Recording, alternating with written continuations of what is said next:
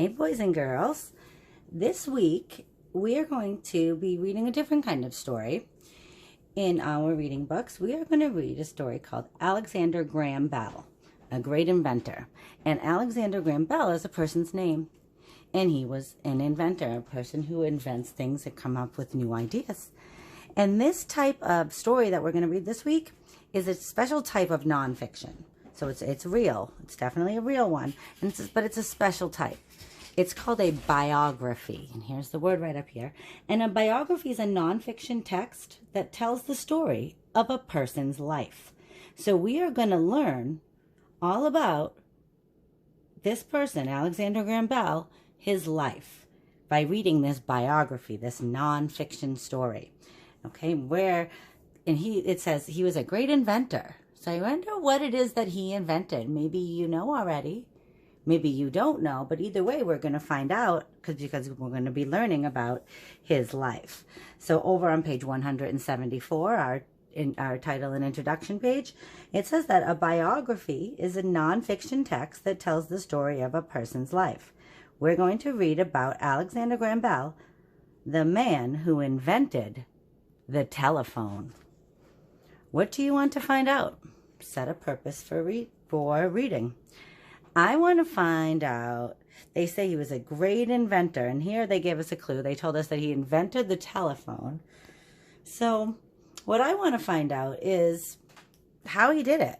How did this all come about?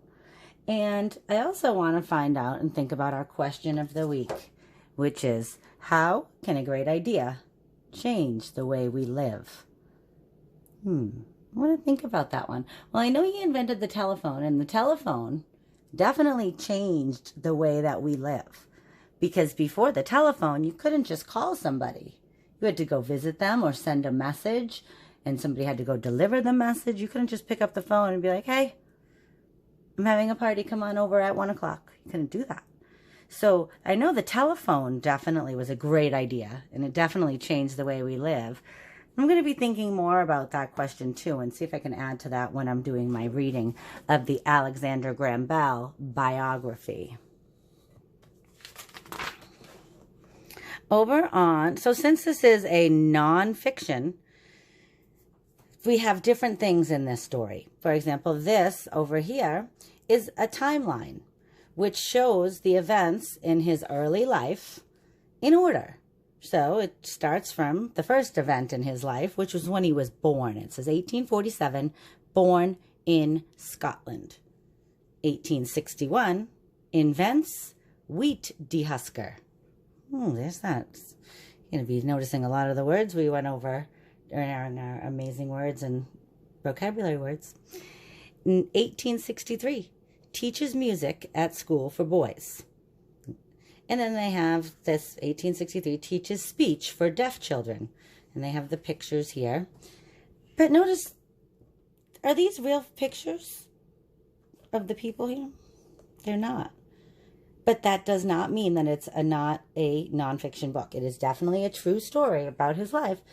But they didn't use real pictures, which is a fine thing to do anyway in a biography. It's still nonfiction, even though he made up the pictures. All right. Alexander Graham Bell was born in Scotland in 1847. His family called him Alec for short. His mom was deaf. His dad helped deaf boys and girls learn how to speak. And we know that deaf means that she couldn't hear. But his mom was deaf, and his dad was a teacher who taught deaf people. Alec liked playing music. His mom taught him how to play the piano at an early age. She could not hear, but that did not stop her. She played quite well. Soon, Alex started teaching others how to play. Alec's dad helped deaf boys and girls learn to speak well. Alec liked watching his dad teach. He decided he wanted to teach speech to deaf people too, just like his dad. As a teen, Alec liked studying the science of sound. But what he liked best was inventing new things. He daydreamed about things he could make.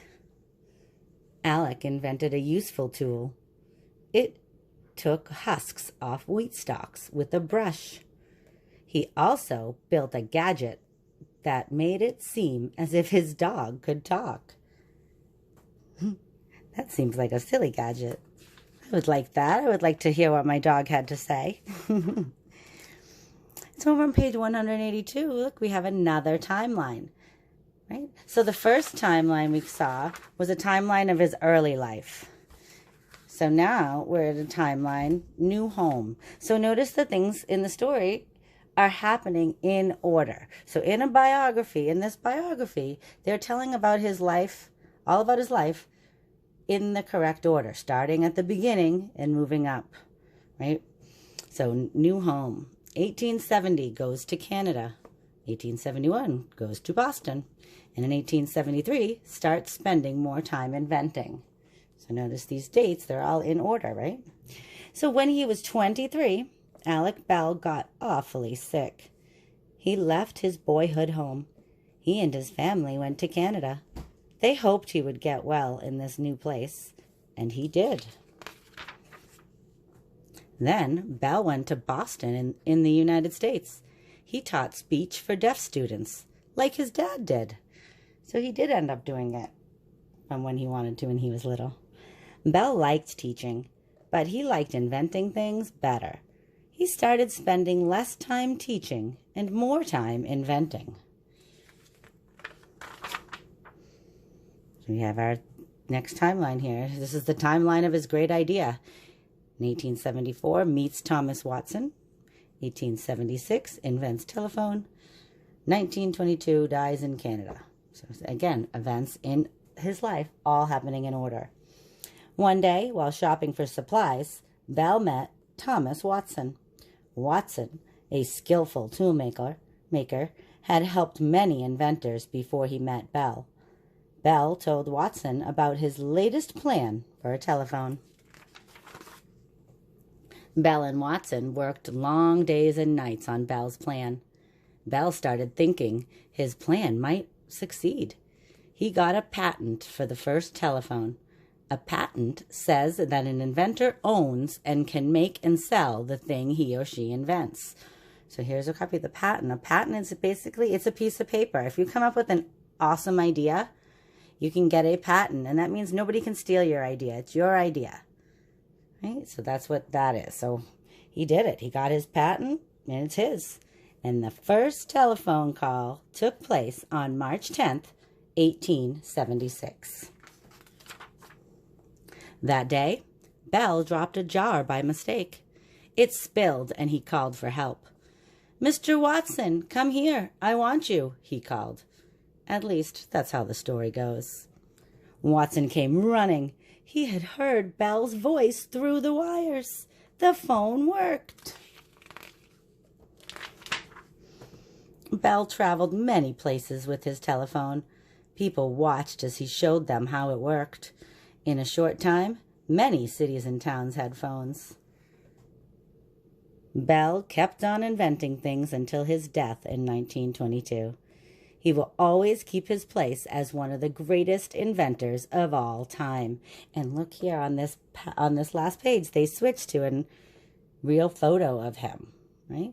And they also have some more real photos down here. This picture is a picture of the telephone in 1922. That's what the phone looked like. Very different from cell phones and things that we're used to seeing, right?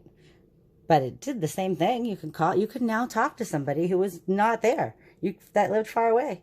So that was a huge, huge invention. So that was the biography, the story of the great inventor, Alexander Graham Bell.